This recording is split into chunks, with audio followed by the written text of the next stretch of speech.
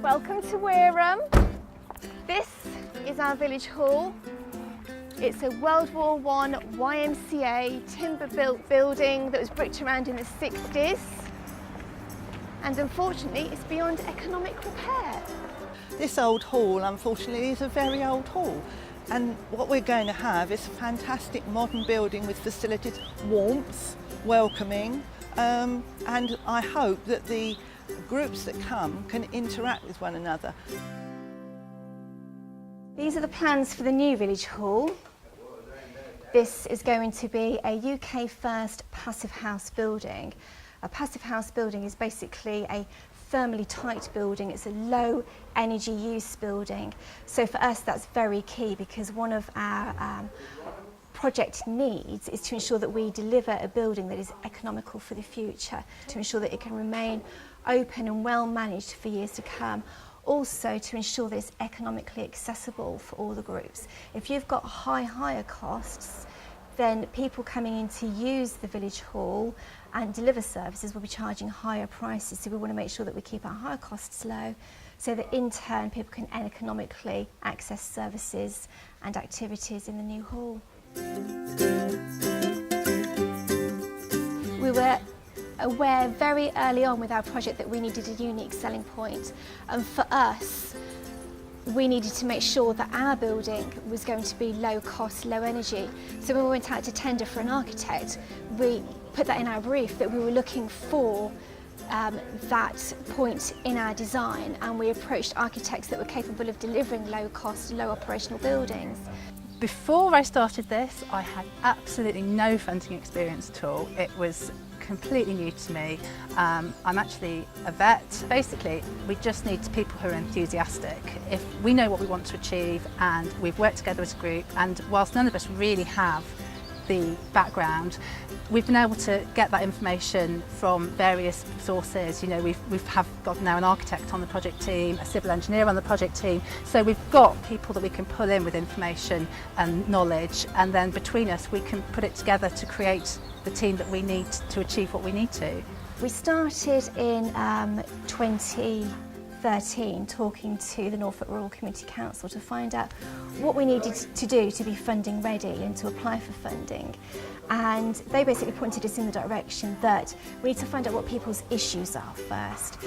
We pushed that surveying out to the outlying villages, which is 8 villages in a 4-mile radius, because we've got a lot of people attending our facility from surrounding villages. We wanted to find out how they felt and how we could support them too. And our issues in the village mirrored residents' issues in other villages.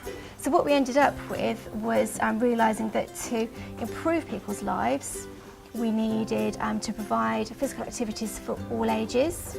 We needed to provide a youth club for ages 11 plus.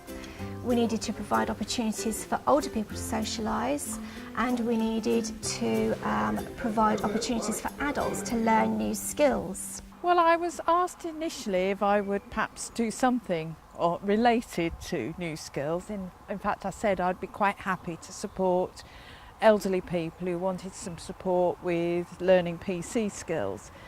But it sort of grew from there, and before I knew it, I was heading up a project, and we're looking not only at PC skills but a whole wealth of other things. It's more than about learning new skills, it's also being part of something.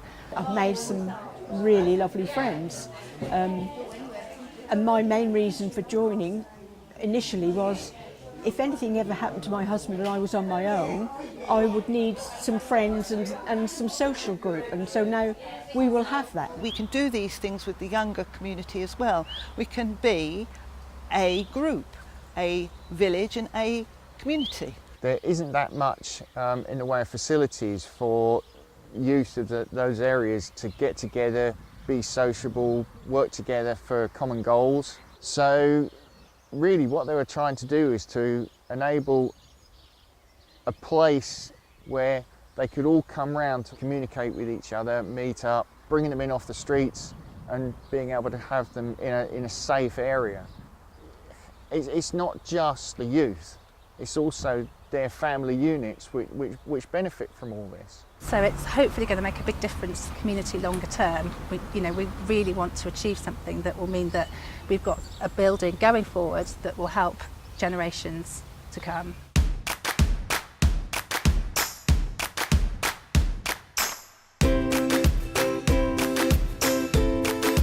I just wanted to open up briefly and talk about it slightly more in the context of what it means for an organisation like Community Action Norfolk. At our core is two things: providing direct support to community organisations and promoting the voice and speaking on behalf of and with the wider voluntary sector in Norfolk. We've worked with Wereham since 2012 with various aspects of their application to get their village hall put together. Our ethos has always been help those communities to help themselves. The more they can do that, the better. I think one of the great things is that Victoria's given a presentation to show where they've gone, where their journey. What we're beginning to see is we help one project, they help another project, and it just goes on and on and on. And Victoria will now take that knowledge and help others. So Village SOS is a new programme for us that's been really important. It's allowed us to help more groups and particularly help those groups in a very intensive way. Without the funding from Village SOS, we really wouldn't have been able to work so intensively with those groups and really help them progress their projects in a short amount of time. But more importantly, it's also about the impact of those groups' activities on our wider communities and the benefits to the people of Norfolk. And so I do hope our public sector partners will take note of the findings of the Village SOS programme and see that as a good signal that it's the right time to invest in more community development services so we can help our community projects grow and help the communities in Norfolk thrive and develop. You know, when it all comes together, it's going to be amazing, you know, an absolute brilliant moment. It'll be wonderful for the village, and I think we should embrace it. And I think that once this village hall is built and people see it, they're going to use it.